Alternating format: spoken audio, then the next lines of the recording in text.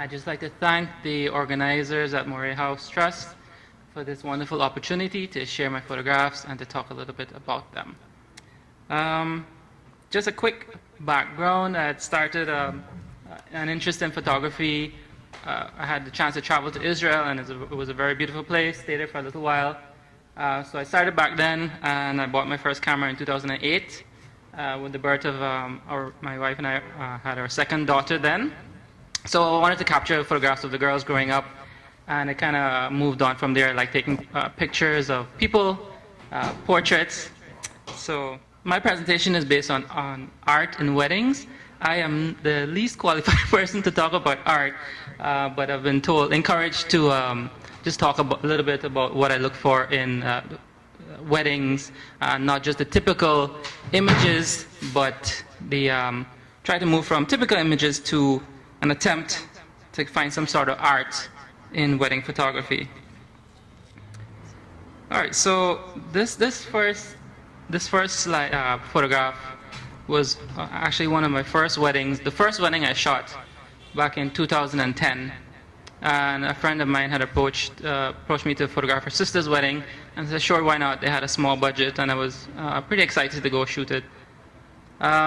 So here we have it was a pretty hot afternoon. This was outside the Promenade Gardens. The groom had not arrived as yet, so the bride was kind of sitting around in the car deciding whether to come out or not. The groomsmen had decided to line up to, just to prepare so that the bride, to escort the bride to the altar. And as you can see, I kind of like the composition that the groomsmen had formed. The driver had just happened to open the door at that time,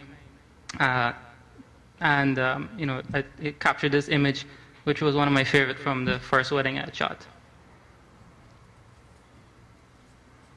So this image was more recent, and this was where the bride was now getting ready. She hadn't gone to the ceremony as yet.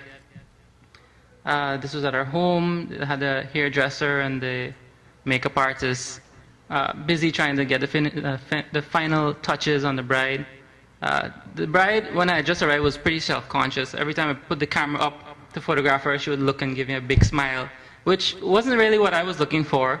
So I just continued taking images, and after a while, everyone kind of got used to me being there, and I had a telephoto lens on, so I wasn't actually that close to her. I stood back in a distance, and it was just one particular point where she kind of looked up, and she just gave me a natural look, and I really liked how it showed. I liked the light that was on her, and the makeup artist in the background sort of gave it some sort of depth to the image.